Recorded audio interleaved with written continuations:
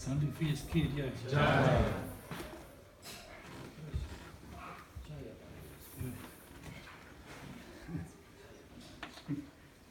At least we can say so much.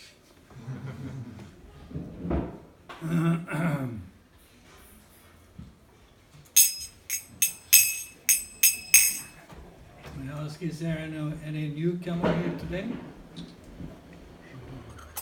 Or experienced Sunday feast participators? Good.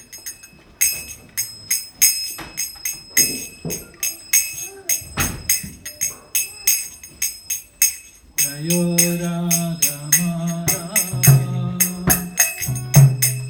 Jayo Kunda Vihari, Jayo Radha Madhava, Jayo Kunda Vihari, Jayo Radha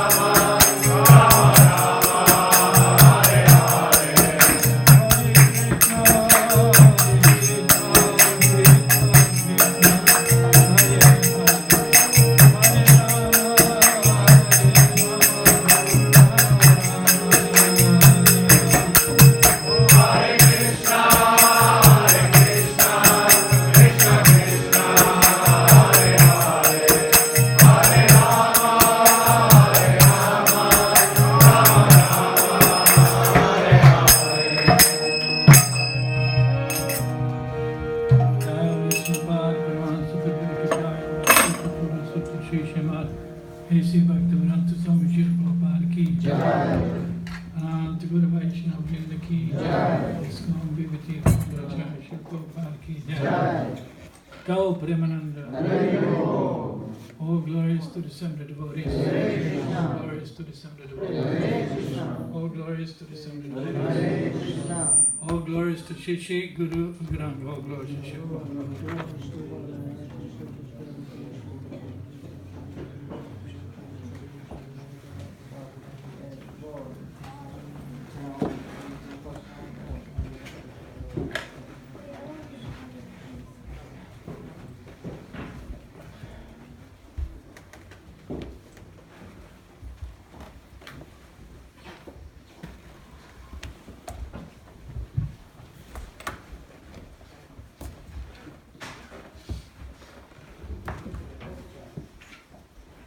Om Gana Timirandasya Gana Gana Salakaya Chakshurun Militam Yena Tasmai Shri Gurave Namaha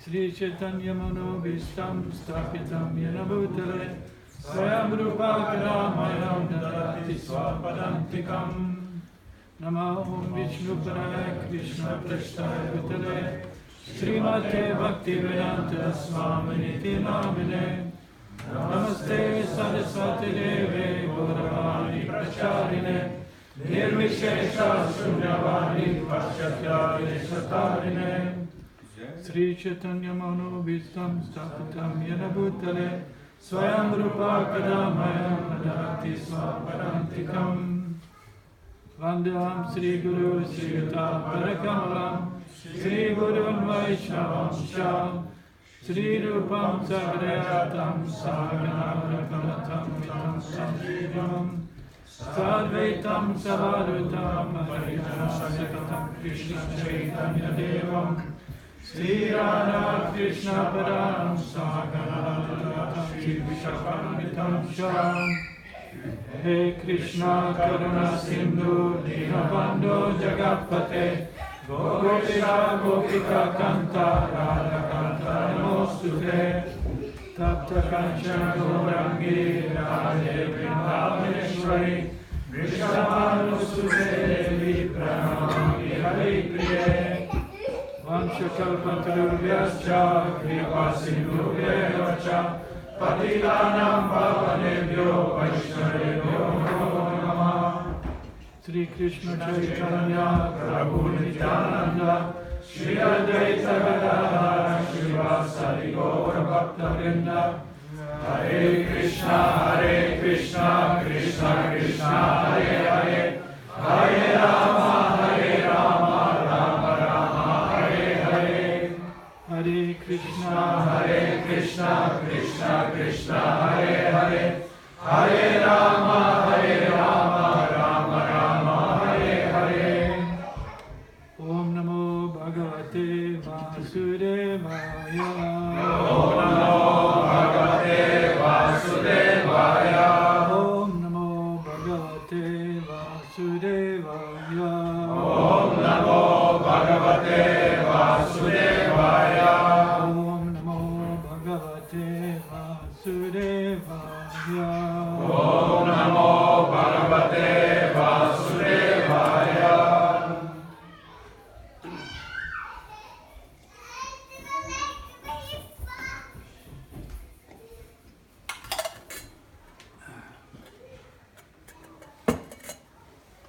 At least the kids has a good time. Sometimes gets a little bit annoying. Why not everyone? What? Why not everyone? Okay, let's be kids. Let's be kids and run around. But we're worshipping the kid, the Supreme Personality of Godhead, who is very naughty.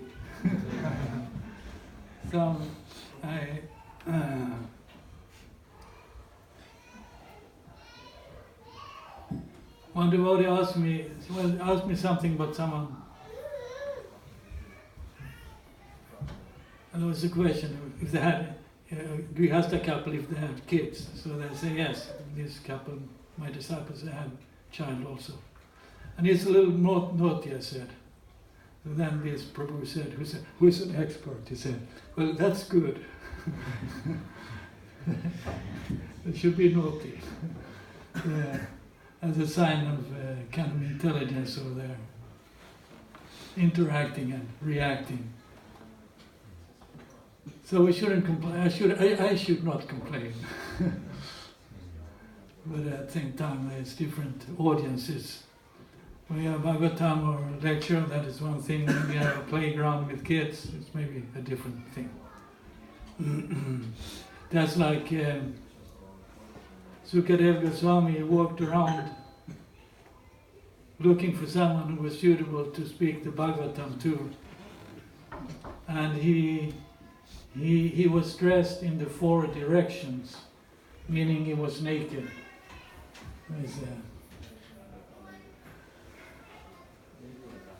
So then the kids and the ladies, well, they said the ladies, but kids and maybe whatever, they couldn't understand it or thought this was fun, you know, he's someone walking naked here.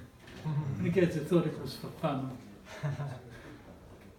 But then when he approached the Parikshit Maharaj and the assembly of sages who was there, then the ladies and the kids and whoever else was there of this, but thought it was fun to look at this sadhu.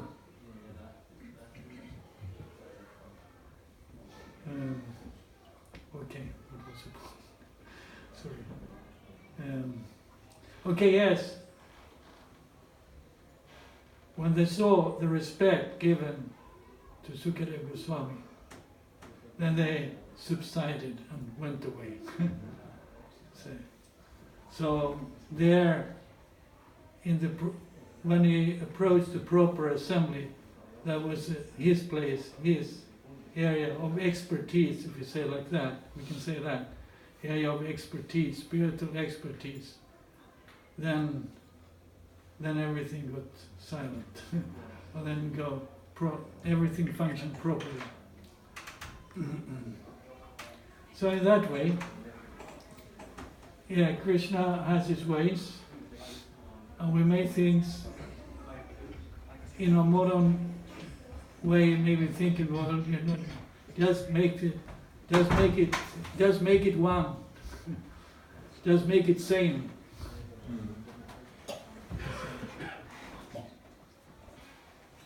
But our Krishna, he doesn't make it same, he makes it all different. In the slightest detail, he makes it different. He can't, just look, he can't even make one snowflake that is exactly like the other.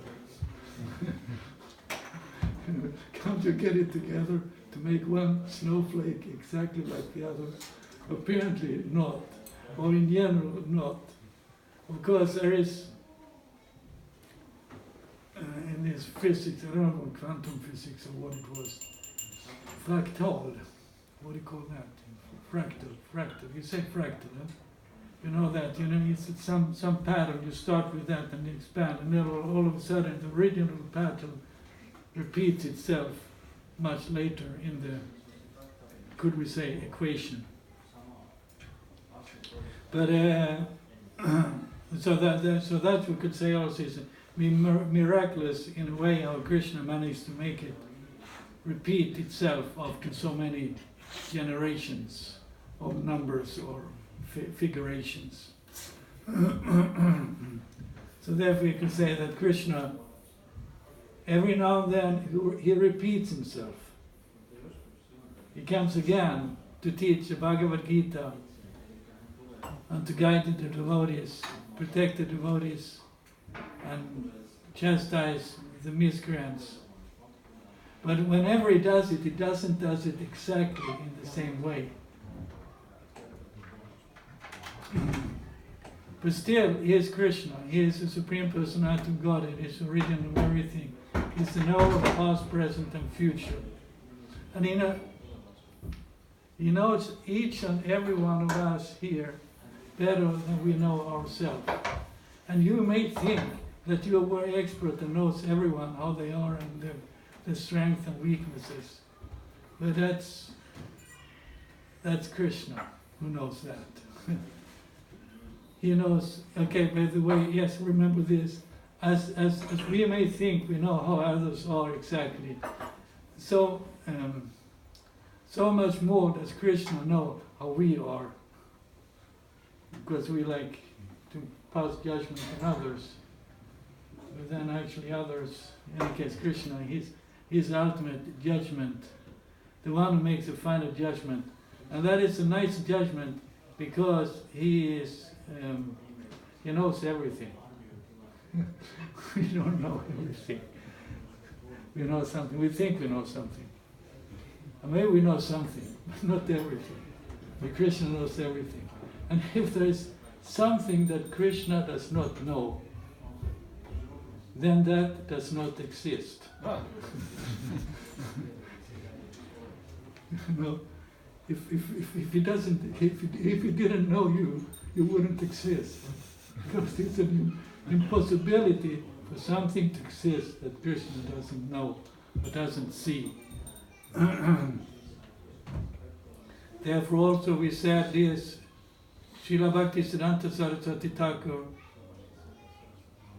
Srila Prabhupada, he said, he made the point of drishta and drashta, to see and to be seen. We are not the seer, we are the seen. Krishna is a seer, so we cannot take darshan of the Lord. Drashta, we may take darshan. We watch, we think we see the Lord, but the point is, the important point is that the Lord sees us, okay? To come here, to make yourself seen to the Lord. And put on nice, don't you kurtan, whatever you want to put on nice. I'm thinking. So that Krishna says, oh, very nice. They'll come. They'll come for the Sunday feast. He sees, and he takes notice. And he is thankful, grateful, he's appreciative. At the same time, you can't bribe him.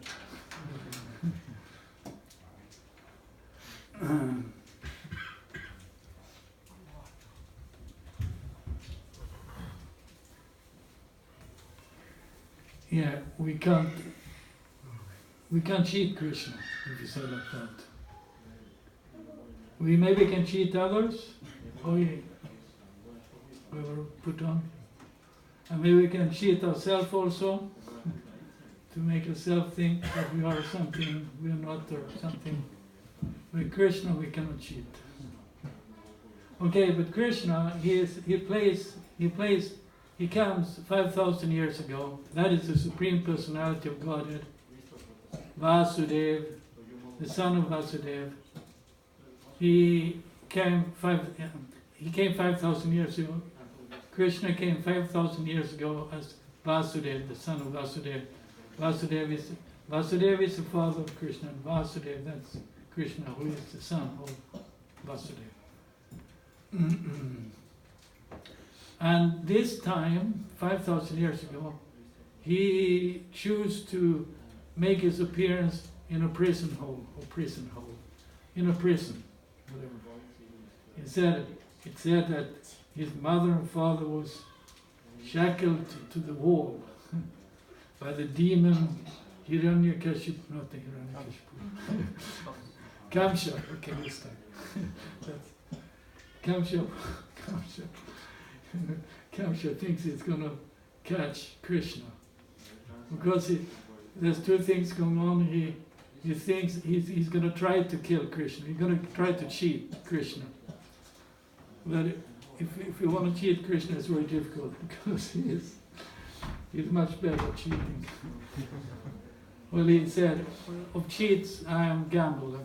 So we all gamble in various ways, with our lives and with our money, with our relationships. Okay, so Krishna tells his father, first of all, he comes in a form, beautifully decorated, and then he speaks to his parents, and then the parents say, please take a normal form, otherwise Kamsha will understand that you're his enemy, or you're the one who's going to kill him. So in the case, Krishna takes a, so to say, normal form. But he gives instruction to his father, please bring me over to Nanda Maharaj. They've just given birth to a daughter and trade me. And of course, then that daughter of Nanda Maharaj, Yasoda, is not an ordinary daughter either. That's the goddess. And I guess that's Durga. She's that Shakti. And Kamsha tries to kill her. It's a demon. But in any case, it's almost like the demons nowadays. Killing children in various ways for a selfish motive. So Kamsha want to kill this child for his selfish motive because he fears. Why? Because he fears his death. Okay, so the daughter. Okay, Kamsha takes the little baby child, go smash against the floor, but then the child flies up in the sky, slips out of his hand, and up there is the goddess. You fool! You don't know that the one who's going to be your death is already born and somewhere else. And then he gets really scared. Okay, so that is one appearance. Then Krishna grows up. The Supreme Personality of Godhead, as a good example for everyone, grows up as a coward boy. He doesn't go to school. Not to demonic school. He goes to the real school. He goes to the forest with his friends and with the calves and the cows, and they have a really good time dressing themselves up with the opulence of the forest, putting on extra nice tilaks. The mother put on something, but the kids they find their makeup somewhere on the road there in the earth. So they learn a lot there, and they learn to wrestle. Kids like to wrestle sometimes. So they're wrestling. And then eventually they become such a good wrestlers that Kamsha invites them to a wrestling match in Mathura.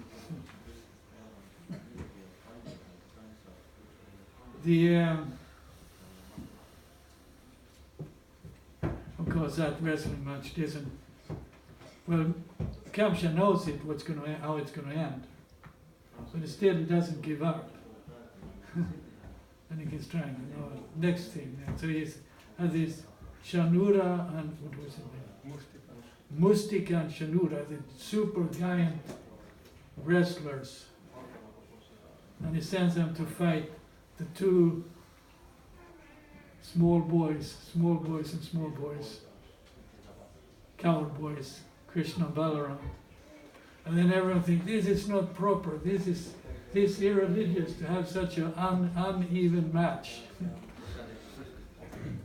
But then Krishna and Balaram, they just kill this Chanura and Mustika, and eventually ends up killing the other wrestlers also, and finally Krishna kills. Well, Krishna doesn't kill, he just blesses him. takes him out of his body, so that kills him. The Kamsha, the evil king. So this is a wonderful story. And now maybe someone say, well, that's a nice story. Then we said, no, it's not a story, it happened. It's a reality. That is like the funny thing. People can watch hours and hours and days watching all kind of fantasy stories, or magazines or whatever, all kind of made up stories. I don't know about the TV. Something. and soap opera. How do you say soap? Soap operas. Soap. People waste. They can look at this, but they cannot read the Bhagavatam. that's a way we have different. Well, of course, because the Bhagavatam is of a different quality, but at the same time, there is stories and they're very fantastic. Some of them. So why not read these stories and appreciate? No, because this is part of the problem, I believe, is that we say that it's true. Next thing we say, what our stories tell is there is truly the Supreme Being, the Supreme Personality of Godhead as well. It's not just imagination, a creation of imagination. It's not, what was it, anthropomorphism. I think anthropomorphism is when you give, the idea there is that people give God a human-like form. Because that's what they understand. We human looks like this, so God must be like something like that. But then there's zoomorphism. That is when the idea is that we give God an animal form, identify him like that. Because it could fit with Krishna, but it's not that we give him an animal form. He chooses the form he likes to have, and that is his free choice. And then we can maybe say that, well, that is, God is God, how can he come? This is primitive. But it may seem so for some people. But Krishna is not primitive, and we are not primitive.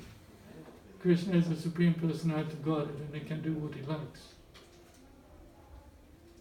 So we say that we like to put things in boxes, in categories, very nice. So we like to put Krishna in a box, or maybe someone likes to put Krishna in a box, with the various avatars. But you cannot put Krishna in a box. He does as he likes. You thought I can't be a fish? Or you thought I can't be a lion? Or what more? Tortoise and a boar. Who would think of God as a boar? I'm sorry. Boar. What is a boar? A boar is a boar, okay. And then maybe our pigs, they maybe know as dirty and like that, they like to dig in the earth. So yes, that's our Krishna. He also takes the shape of a boar to dig up something from a dirty place, dig up the earth. And he does all this. He comes as a fish, he comes as a tortoise, he comes as a boar. What? Lion. Yeah, lion or tiger. Half man, half. He mixes it. Half man, half lion. That's a good imagination. Krishna. In any case, we could say that all this universe is a creation of Krishna's imagination. Then again, that is upon when Krishna imagines something, then it becomes real. We may imagine things, and that doesn't turn out to be real in the same way. We have to do something to get it. Okay, so we can't put Krishna in a box. And and in the Bhagavatam, first canto, there's a description of, in any case, the first description of the different incarnations of the Lord. And then it says that they are countless, like the waves of the river. So, waves of the river, so it's inconceivable how many different forms Krishna has in different places and different planets. Okay, one story I was kind of today, where what caught my attention was Matsya Avatar. There's also Krishna comes in a special, that's the fish incarnation of the Lord. Then in the 8th canto, chapter 24, is a detailed description. It's also mentioned in the 1st canto, the Much Avatar. But in the 8th canto, chapter 24. So then there is a devotee, and he's worshipping the Lord, or he's making a vrata, an austerity, for the sake of pleasing the Lord. So that is also the thing. The devotee makes an austerity, or makes an austerity to please the Lord. So it's not that the please Lord, not so that the Lord pleases him, but so that the Lord becomes pleased. We could say we make something, chant extra rounds on the Ekadasi or do something good, or just chant our rounds. Maybe the Lord will be pleased upon us, but actually the point is to make the Lord pleased. So there is a devotee, as a king, Satyavrata. Of course, there are 2 incarnations of the Lord as in the fish incarnation. Just like Varaha also have 2 different appearances. But it would kind of go into each other in some way, similarity, but at the same time 2 different occasions make appearance. So first there is an incarnation when Lord Brahma goes to sleep, and when he goes to sleep the Vedas comes out of his mouth, and then there's a demon, Hayagriva, that takes the Vedas. And then in order to rescue the Vedas from this demon, Krishna takes the form of a fish, a suitable fish, because there's a water inundation. So he takes a form that is suitable for the occasion, just like Varaha was suitable for occasion. Nrsimha is certainly suitable for his occasion. And the tortoise, how would you say that? Tortoise. Journey of the milk ocean. Yeah, well, tortoise also takes a suitable form. Kurma, yes, it's kurma. So the Lord comes, first as a fish in the water inundation, and takes back the Vedas from this demon Hayagriva, and then returns it to the Vedas to Lord Brahma when he wakes up in the morning after the destruction. That's interesting. The Vedas, someone explained it's the Vedas as a sound. The sound came out of Lord Brahma's mouth, and then someone. But then the idea that someone can catch the sound. Maybe someone can catch us by our name. Well, in one way we can catch someone by the name. We call the name and then we get the attention.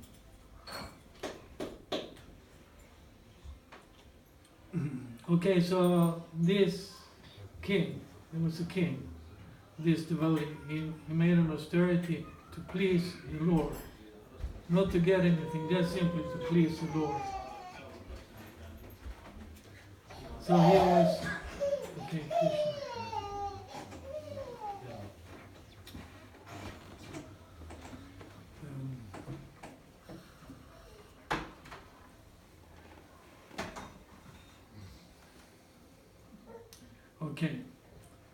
He made austerity, and the austerity was that he lived only in water. He drank water. I believe he breathed air also. He breathed air also. And he drank water as an austerity for the sake of pleasing Krishna. That's what Krishna says in the 9th chapter. Whatever you do, whatever you offer or give away, as well as all austerities you may perform, should be done as an offering to me, as an offering to Krishna, as to please Krishna. I mean, we can. Hiranyakashipu made austerities, but not to please Krishna, and not really to please Lord Brahma either. He just simply wanted to get something from them. Okay, they like this. If I make some austerities, I will get something. So of course we can keep that in mind. If you want to have pure love of Krishna, you have to do some austerities. It may not come for free. At the same time, there's no price. In any case, if there would be a price, it would be too much for you. Too much for us.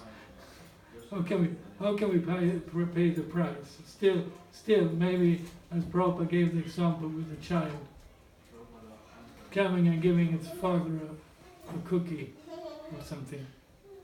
Here, Daddy, it's for you, and then the father is happy to take the cookie, even though the father's at least provided the money by which the cookie is bought or the ingredients for the cookie is made. So in a way, the love and devotion is important there. But then maybe austerity is there as a way of expressing or as purifying our consciousness or intention and expressing our love. Okay, so the king, he lived on water, and then one day he went down by the river to drink his water, takes the water, and then in his hand, or in his hands there with the water came a small fish. And then the king is thinking, well, okay, I have to put him back in his right element. But then the fish said, no, please don't put me back into the water. There's big fishes there and they will eat me up. Please protect me, you are the king. I'm your citizen. You please protect me. Okay. And then there's also a wonderful time. This was a time where the humans and the animals communicated freely amongst each other, apparently. At least sometimes now they were having their conversations. In several places in the Bhagavatam it's going on. But okay, so the king is kind of amused and yes, I am the king. If someone is asking for protection from me, I'm going to give. Yes, I give protection. Don't worry. And then he puts it in his jug. No fish in it. Still warm water.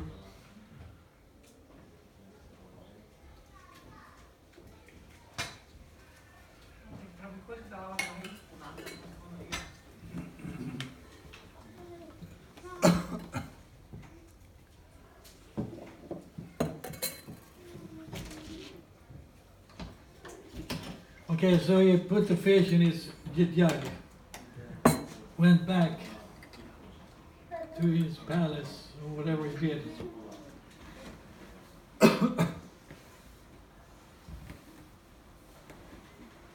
And the next morning he looks in the jug and the fish has expanded, so the jug is too small. And the fish says, this Indian style, just give me a place to sit down. Then Prabhupada describes how it expands. And again, so the fish says, this is too small for me. It's not comfortable. Please give me a bigger place. And you're the king, you promised to protect me, so please provide for me. And then the king, let's see what was next. I think he put him in a well, Indian well. And the king said, and then he went over the night and he came back and looked at the small fish in the well. But then the fish expanded, it says, what was it? Something. I take it was about a meter long. He couldn't swim nicely in this. He complains again, this is not proper for me, it's too small. So then, okay, the king takes it, has his men take him, the fish, and puts him in a pond. And then shortly the fish again complains, hey king, this is too small for me. Watch out. watch out when animal asks something from you. Then the king said, okay, he put the fish into the lake, a lake, but then even then, the lake became too small. And then the king finally, again, the fish complains. And then to put the fish in the ocean. He puts the fish in the ocean, but then the ocean goes back to the beginning and says, the fish says, oh, but here, you can't put me here because there's so many big sharks. They will eat me up. And then the king goes, what? Who are you? And it starts to think, this is something strange. Who are you? You must, and then, but then he kind of puts the question, and then in one sense we could say that the fish gives the answer from within. So the king says, oh, you must be the Supreme Personality of Godhead, the Supreme Lord. I said, who else but that? So watch out. Watch out when Krishna asks something small. Just give a donation. Just chant Hare Krishna once. Sometimes we have on the street tactic. When I started to distribute 1970, every person who walked down the street with our Sankirtan party, Harinam party, and this thing, every person had to get something. But they didn't want to give, or they should give something and get something, but at least they should get something. And the prefer should give something also. If they didn't want to go to donation, wasn't interested or anything, they said, could you please say Hare Krishna? Hare Krishna. Okay, so we had to smile and they got to smile also. When we humbly asked them to just simply say Hare Krishna. But of course, because that's the beginning, not the end. But of course, the beginning can be the end in Krishna's stories. So maybe it can also be the end of the story, that someone just says Hare Krishna and goes, leaves the body. Okay, so the king and the fish, and then the fish is pleased. Or the Matsya Avatar, the fish incarnation, is pleased with his devotee who tried to please him.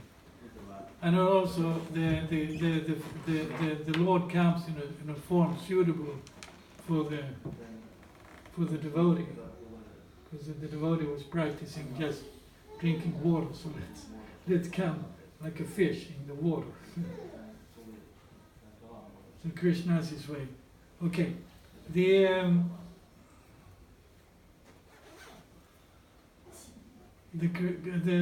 king, the fish. The fish gives the king gives a prediction, makes a prediction.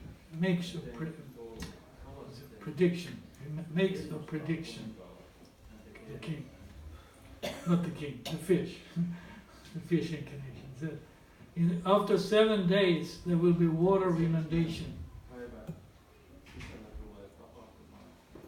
I will send a ship, a boat. You should collect herbs, seeds, whatever, and brahmanas, specifically the seven great rishis. And when the boat comes, you should go on the boat. And I will protect you and guide you in the boat. So then, the devotee, the king, continues to do his worship, and after 7 days there's water inundation, and there's a huge boat, and then he gathers seeds and herbs and animals, different species, and he goes from the boat. Sounds quite familiar for the Christians. That's quite interesting, the Noah's Ark of the Christian story. It's such a parallel. Is it the same story, or is it two different stories? In any case, there was something. Okay, and then the king and the 7 sages are on the boat, and they travel, and then there's also the fish as a horn on the forehead. And then the fish says that they should take this Vasuki snake. It's a big snake. A little bit like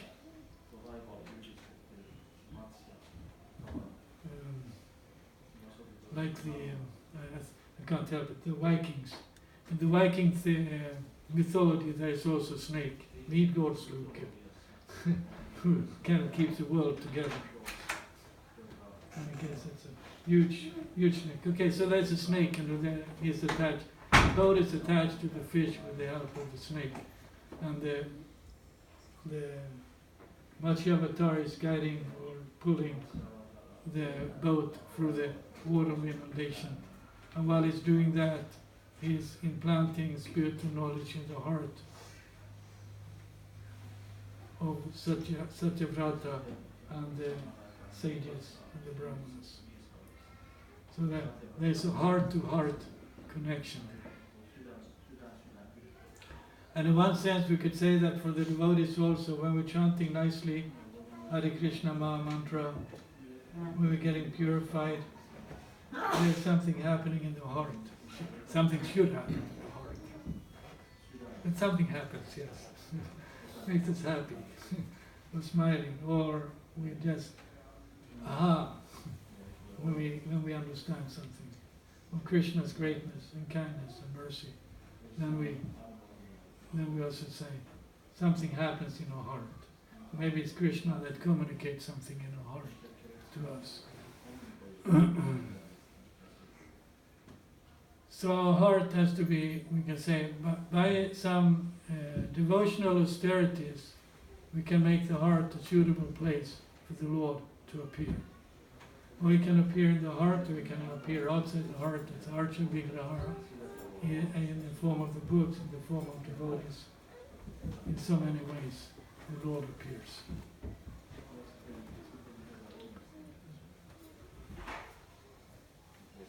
One thing was with that, there was prayers also pronounced by Satyavrata to the king, to Matsya. And one thing there was that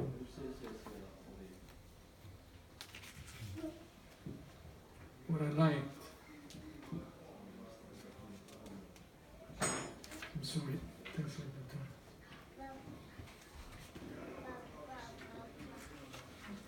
Sorry, 52. Okay, there, 52. My Lord, you are the supreme. This is 52, 8, 24, 52. My Lord, you are the supreme well-wishing friend of everyone, the dearmost friend, the controller, the super soul, the supreme instructor, and the giver of supreme knowledge and the fulfillment of all desires.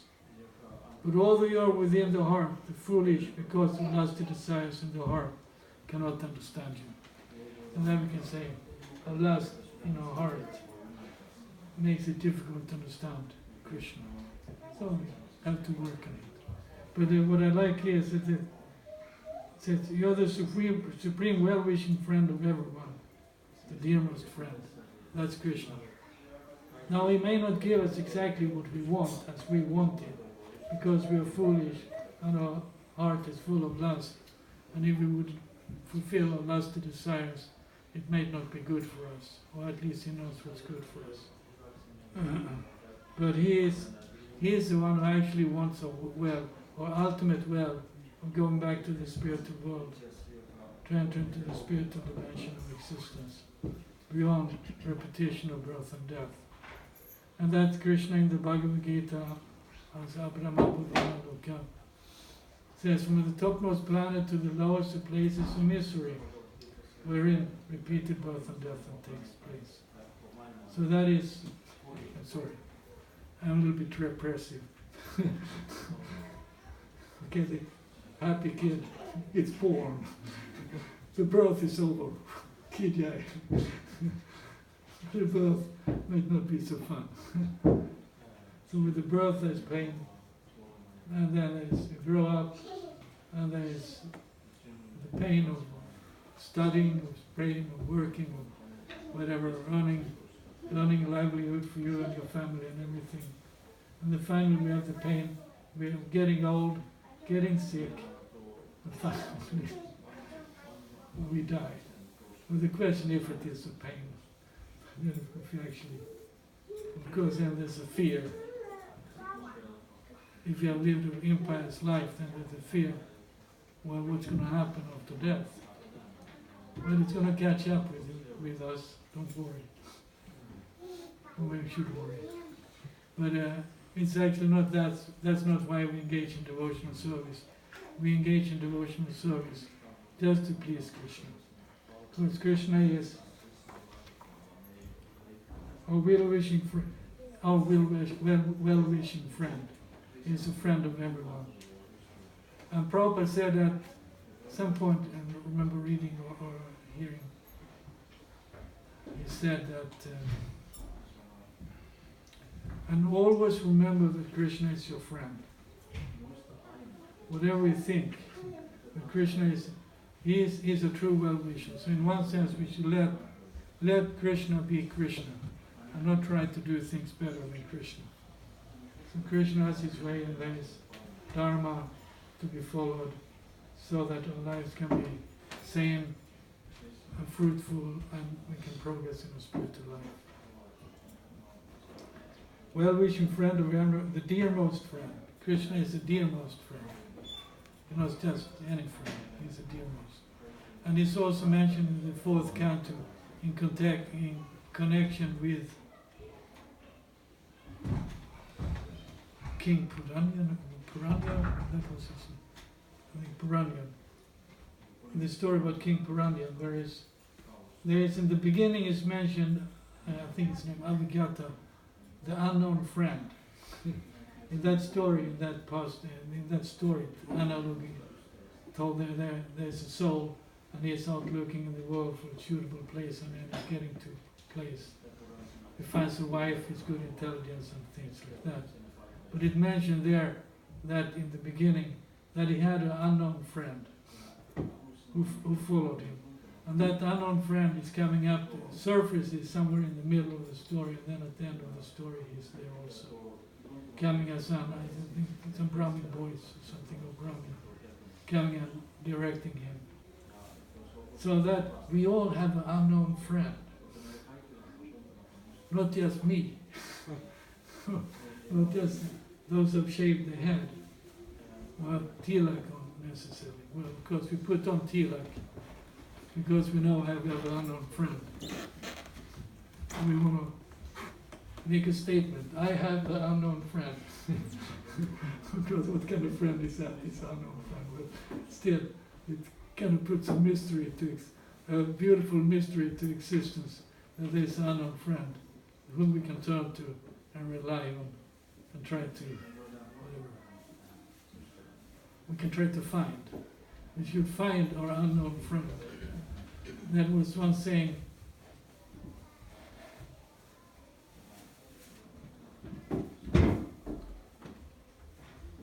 when you find something that is lost, it's a cause of happiness. So that if you find the key to the car, you're lost.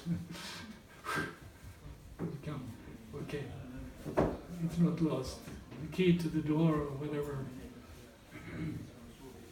the bank card, whatever, marriage ring, maybe it's a thing like that. In the case it's lost, and then you find it. Or if your child runs away and it gets lost and then it comes back, and you become, I hope you become happy then. Well, my mother became angry with me because I disappeared.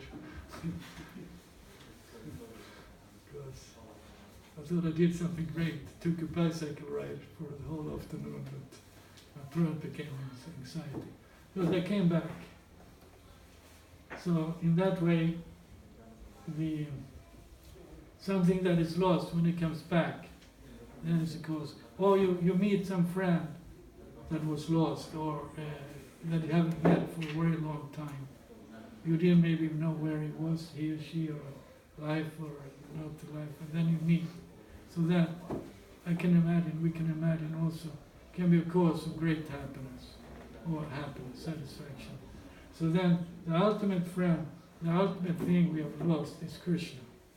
So if you find Krishna, that's a great source of happiness, or maybe the greatest source of happiness. Hare Krishna. So let's happily chant Hare Krishna. Calling for an unknown friend. We have some concept, but we want to really find him, so that we should chant Hare Krishna. Any question or comment?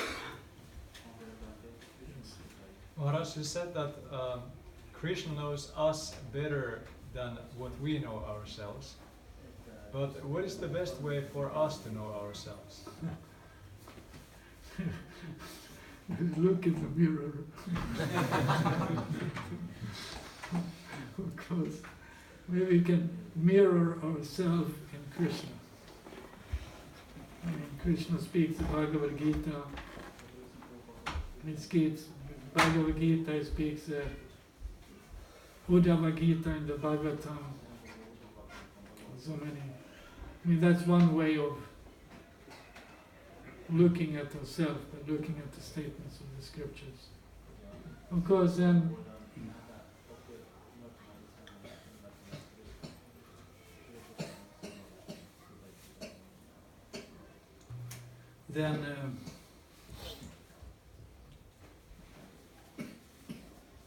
know yourself.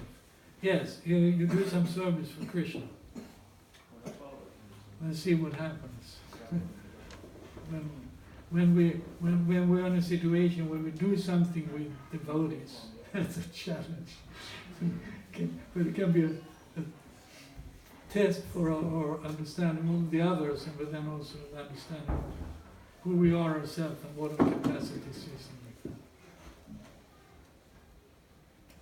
We can also try to apply what we read in practical action as a way of purification and rectification, and thus learn to know something of ourselves.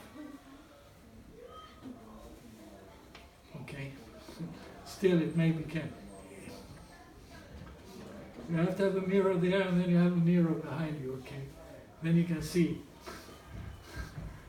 yourself from the back also. And that sometimes when the mirrors like that, you can see yourself from different angles.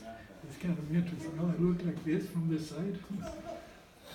So we may have to have many mirrors, and I would say maybe the devotees can sometimes mirror ourselves for other people also. Okay. Any other? Yes? I can just add something to your answer. Well, the mirror must be clean. Chitta Gattam Imagine, otherwise it doesn't work. Okay, the mirror has to be clean. Of course, Krishna's words are clean. But our mind, yes, and maybe the others. Well, Krishna has his way of putting us together in various combinations. But the mirror has to be clean. Our lens, we can say also the lens through which we see has to be clean. We can say that's the mirror. That's, and it's in one way we don't look just with this eyes, but we have to look with the inner eye also. Okay. Any other question? Okay, let's see. But I have here also. No. Here, you got a question? Yes, I have a question. Okay, good. Or actually, thank you, Swami Smita Krishna, for your lovely lecture. I would like to ask if something comes to your mind, since you are a direct disciple of Swami Prabhupada, and there's only like half of you people left they all are in Vaikuntha now, the rest of them. So something comes from your mind about the Swami Prabhu, if I may ask. You're asking me if something comes to my mind. About Swami Prabhu. Well, he said, chant Hare Krishna, be happy. Okay. And always remember that Krishna is your friend, okay? That's, Thank I you. believe that's so. And then there was a question. Maharaj, you say that by pure devotional service is one endeavors to please the Lord. This also say that the pure devotional service makes one completely happy. So how does it work? Does Krishna have like a servants who take up a list and then Krishna says, now I give, after some time, now I give this one happiness. What is the mechanics of this one? You're asking what the mechanics is. I don't know if everyone heard it. So you engage in pure devotional service to make Krishna happy. But then also says that by engaging in pure devotional service, you will become happy. It's like that. Yeah, so does Krishna make like think that, okay, this one devotee made me happy, so tomorrow I will make him happy because of this? Well, Or what is the idea there? tomorrow? Take it now.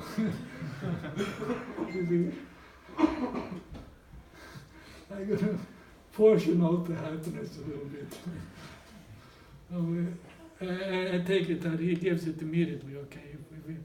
But of course it's a challenge for us devotees because it sounds easy. Just chant Hare Krishna, be happy. And then we as devotees, we sometimes have to struggle very much with our mind and senses and relationships and devotees. It's not so easy. We can say devotional service is not cheap, if you say like that. It's very deep, or you can say demanding also sometimes. And sometimes I wonder, Krishna, why like this? This wasn't how I thought it was going to be. I thought I was going to have wings on my shoulders after 3 years. It didn't happen. Thanks, Krishna. But Krishna, in due course of time, well, it's a challenge. But in any case, anything you do in this world is a challenge. One disciple of mine in Slovenia, he has successfully opened some restaurants. And sometimes the people there, they complain that they have to work too hard.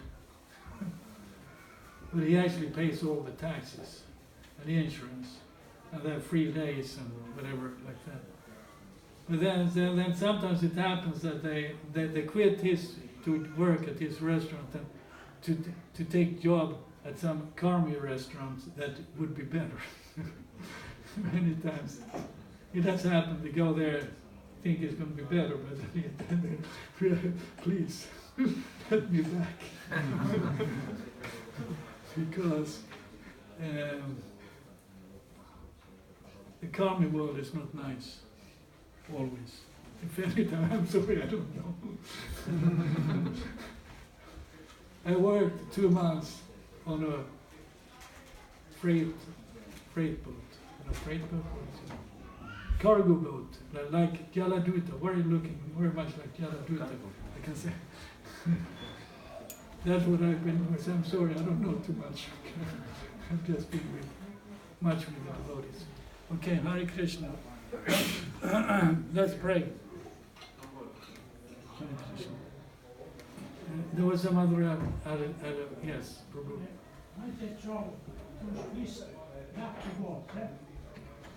Who sold it? Why they throw those fish back to water? No, I didn't really get it. Why they throw the fish back in the water? The king. Yeah.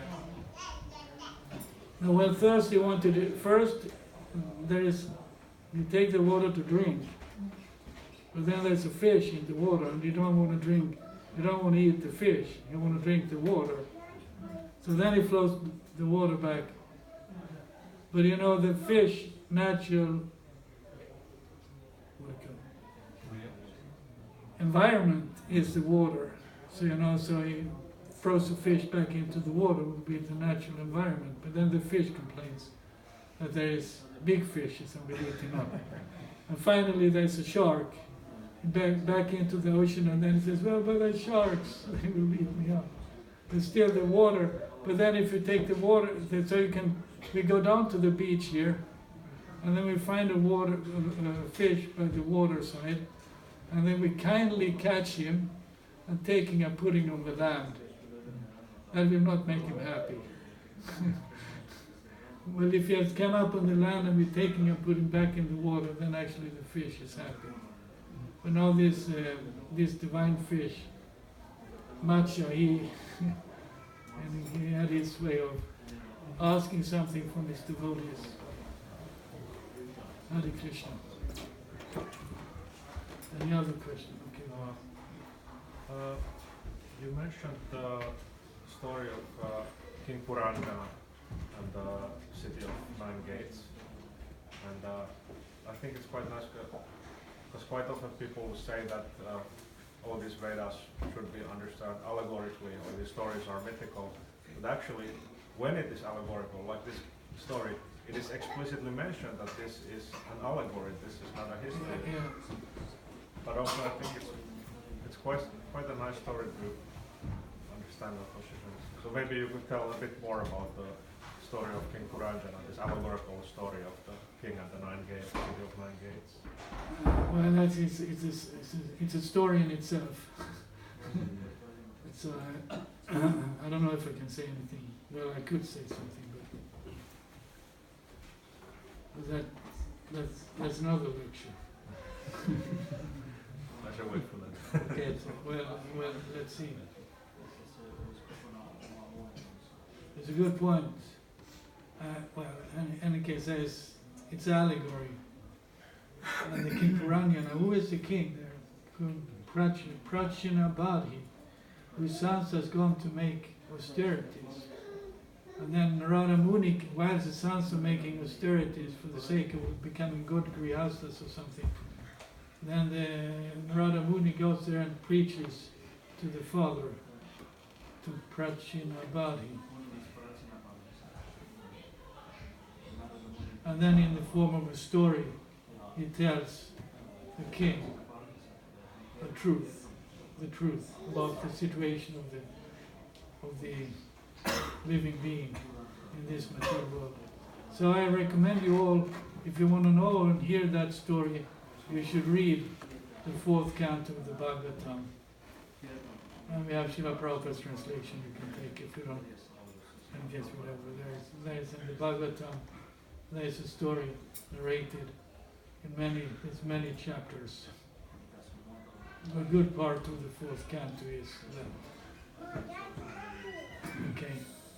Hare Krishna. Prabhu asked about seeing the self, and you said we should see in the mirror. Prabhu said that we should have a clean mirror. So what is this cleanliness? What the clean mirror is. Yes.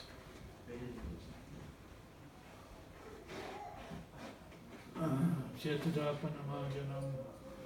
Well, it's a clean and purified consciousness. The mind. But the mind is also like, in a way, the mind is a tool with which we can see and analyze things. But then beyond the mind, we have the intelligence. And then we have the soul and the consciousness. So clean, well, of course, if our mind is full of all kind of dirty thoughts, nasty thoughts, it's not favorable for our devotional service. So we try to purify the mind, purify the consciousness by directing the attention somewhere else. And then Krishna is the ultimate pure.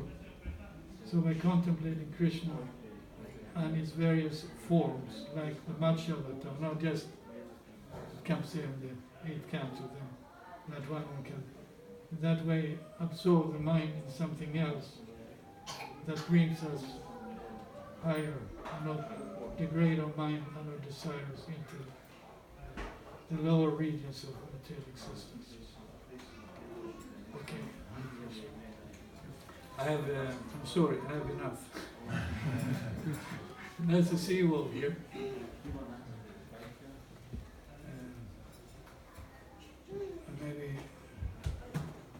And many of you I recognize, and you recognize me, that's good.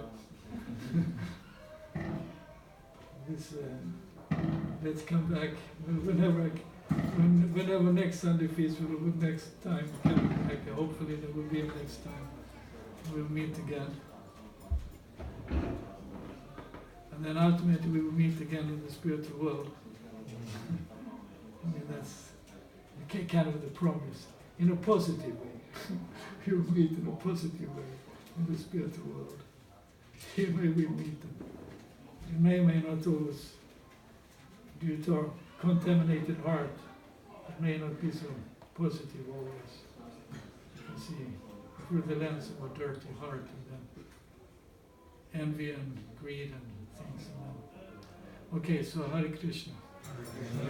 Srila Prabhupada ki jai. Gaur Premanand.